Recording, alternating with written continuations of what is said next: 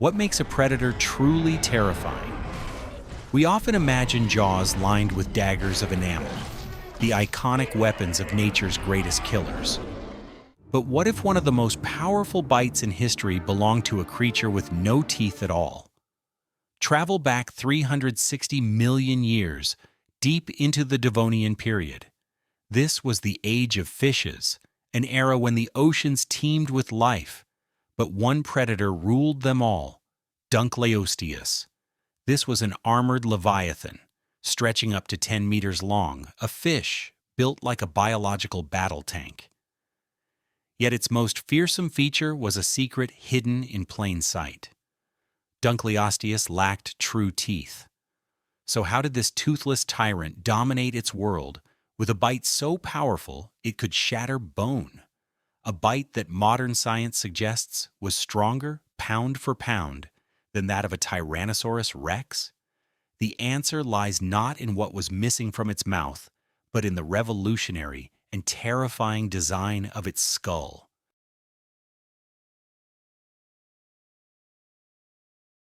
The skull of Dunkleosteus is a masterpiece of macabre engineering. The only parts of this giant that regularly fossilized were the thick, interlocking plates of dermal bone that encased its head and the front of its body. This wasn't just passive defense, it was an integrated weapon system. This head shield, sometimes over 5 centimeters thick, made the predator a near-invulnerable juggernaut, a biological battering ram that could smash through the defenses of other armored sea life. Fossils recovered from the famous Cleveland Shale in Ohio, a geological formation that was once the muddy bottom of a subtropical sea, preserve this armor in stunning detail. They reveal a complex arrangement of plates that provided both protection and the structural anchor for its devastating jaws. But the true evolutionary innovation was inside its mouth, where other predators evolved. Replaceable teeth made of dentin and enamel, Dunkleosteus and its placoderm relatives took a different, more permanent path. Its jaws were lined not with teeth, but with massive, sharpened extensions of the jawbone itself. These are known as gnathal plates. The upper jaw featured two formidable fang-like prongs at the front, which slotted perfectly outside a single, massive cutting blade on the lower jaw. When Dunkleosteus closed its mouth, these bony shears didn't just meet, they slid past each other with terrifying precision, like the blades of industrial tin snips. This contact created a self-sharpening mechanism.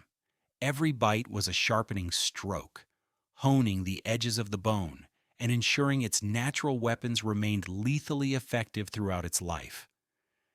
It was a biological guillotine, designed not to delicately pierce and hold, but to shear, shatter, and dismember.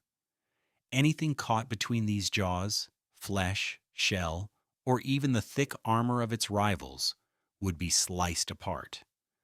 This anatomical blueprint for a killer is impressive on its own, but the bony blades were only half of the equation. To become the apex predator of the Devonian, Dunkleosteus needed to power this system with unprecedented speed and force.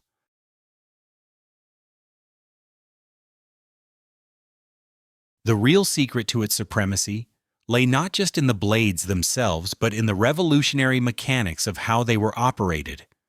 Unlike the simple hinged jaws of most predators, the skull of Dunkleosteus was a dynamic, four-part machine. By studying the joints and scarring from muscle attachments on fossilized skulls, paleontologists have developed sophisticated computer models to resurrect this ancient hunter's bite. The results are astounding. These models revealed that a complex series of bones and powerful muscles worked in concert to create what engineers call a four-bar linkage mechanism. This unique arrangement allowed Dunkleosteus to swing its massive jaws wide open in as little as 1/50th of a second. Why such incredible speed? In the dense medium of water, a fast attack is crucial. By opening its mouth so rapidly, Dunkleosteus would have created a powerful vacuum, sucking in any unfortunate prey that strayed too close. It was an ambush predator that could inhale its victims before they even registered the threat. First suction, then shear. And the closing force was even more staggering. The models calculate that the force along its main jaw blade was around 6,000 newtons, but this force was brutally concentrated onto the piercing tips of its bony fangs, creating an astronomical pressure of over 550 megapascals, or 80,000 pounds per square inch, psi. To put that into perspective, a modern saltwater crocodile, one of the strongest biters alive today, generates around 3,700 psi. This is where the comparison to Tyrannosaurus rex becomes so shocking. While the much larger T-Rex had a greater overall bite force for crushing bone, the pressure exerted by the specialized fang tips of Dunkleosteus was an order of magnitude higher. It was the difference between being crushed by a sledgehammer and being punctured by a hydraulic press. Armed with arguably the most efficient bite in vertebrate history, Dunkleosteus was perfectly equipped to dominate its environment. But what was that world like? What kind of creatures swam in these ancient seas, requiring such a formidable weapon to hunt?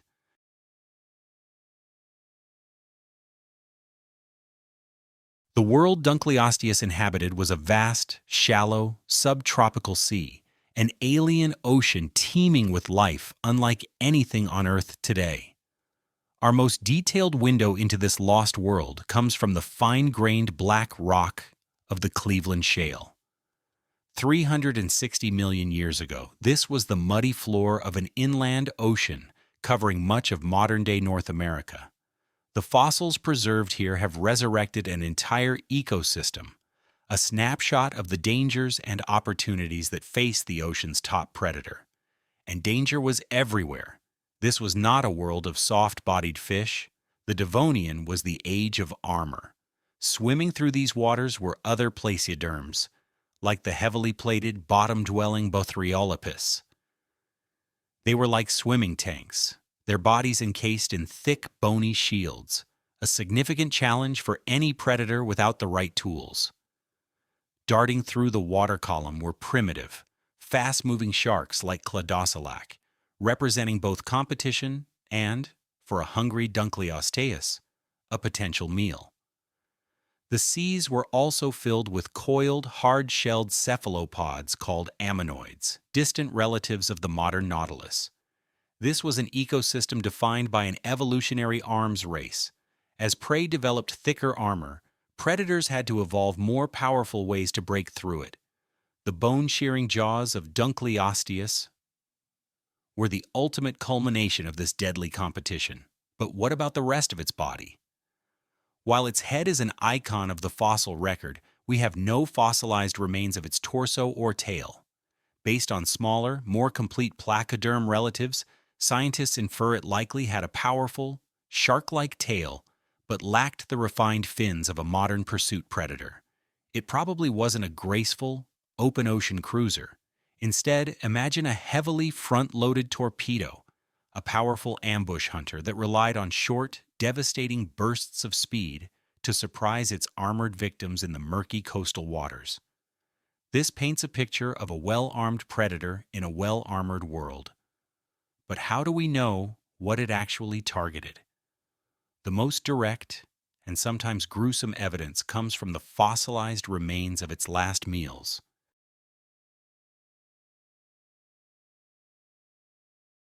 Fortunately for science, Dunkleosteus wasn't a tidy eater. Inside the fossilized skeletons of these giants, paleontologists have found what are essentially balls of ancient vomit. These masses of semi-digested, regurgitated bone and armor, known as cololites, provide our most direct evidence of the Devonian food web. Within them, we find the shattered remains of other placoderms, the bones of primitive sharks like Cladocelac, and the crushed shells of ammonoids. This confirms that Dunkleosteus was an apex duraphage, a top predator specialized in consuming hard-shelled prey. Its feeding style was likely as brutal as its bite. The guillotine jaws weren't for chewing, they were for dismemberment. It would shear off huge chunks of its victims, swallowing them whole. Any material too large or indigestible, like the thickest armor plates, would be coughed back up, leaving behind the very evidence we now study 360 million years later. But some of the most compelling clues about its behavior don't come from its stomach contents, but from the bones of its own kind. Paleontologists have discovered numerous Dunkleosteus head shields bearing deep, unmistakable gouges. When they compared the shape and spacing of these scars to the jaw blades of another Dunkleosteus, the match was perfect. This is the smoking gun for rampant cannibalism. These weren't post-mortem scavenging marks or simple territorial squabbles. Many of the gouges are on the top and back of the head shield, the kind of wound inflicted during a predatory ambush. In the brutal calculus of the Devonian oceans, nothing was off the menu. It paints a chilling picture. For a fully grown Dunkleosteus, the only creature in the sea it truly had to fear was another Dunkleosteus. It was the undisputed king, a cannibalistic tyrant at the top of a violent food chain. Its specialization for hunting armored prey made it seem invincible. But what happens to a supreme specialist when the world it was perfectly built for suddenly and catastrophically changes?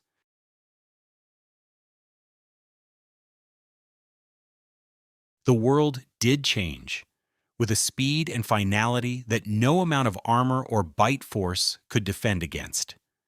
Near the end of the Devonian period, about 359 million years ago, the Earth was plunged into one of the most severe extinction events in its history. This wasn't a sudden catastrophe like an asteroid impact. It was a prolonged global crisis, a series of devastating environmental pulses known as the Late Devonian extinction. The exact triggers are still debated by scientists, but the leading culprits are tied to the success of life on a new frontier, the land. The explosive growth of the world's first forests would have drawn immense amounts of carbon dioxide from the atmosphere, potentially triggering a period of global cooling and glaciation. As ice caps expanded at the poles, sea levels plummeted, destroying the vast shallow marine habitats where Dunkleosteus reigned. Furthermore, nutrient runoff from these new continents may have choked the coastal seas, fueling massive algal blooms that consumed all the oxygen in the water, creating vast dead zones. For Dunkleosteus, this was a death sentence. Its entire existence was built around the specific conditions and inhabitants of the Devonian seas. As the climate changed and the oceans were starved of oxygen, the complex food webs collapsed from the bottom up. Its primary prey, the other large armored placoderms, vanished. The hunter was left with nothing to hunt. Its massive size, once a symbol of dominance, now became a crushing metabolic burden in a world of scarcity. The very specialization that had made it the perfect killing machine now made it hopelessly, fatally inflexible. In the aftermath, the placoderms were gone forever. Their entire evolutionary experiment, an empire of armored fish that had ruled the seas for 70 million years, was over. The survivors were the smaller, more adaptable creatures, the ancestors of modern sharks and bony fish. The tyrant was dead, and the world it ruled had vanished with it.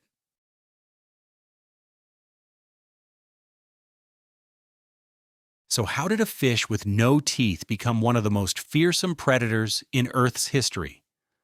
Dunkleosteus answered this challenge with a brutal elegance. It bypassed teeth entirely, transforming its own skull into a biomechanical weapon of unparalleled power. Its self-sharpening bone blades, powered by a rapid-fire jaw mechanism, were a unique evolutionary solution to the problem of predation in a world of armored prey. Its story is a powerful reminder that there is no single blueprint for success in nature. It was a true alien, a king from a lost world, proving that to rule the ocean, you don't need teeth, you just need a better weapon. If you found this look at the Devonian's top predator fascinating, hit that subscribe button for more stories from our planet's incredible prehistoric past.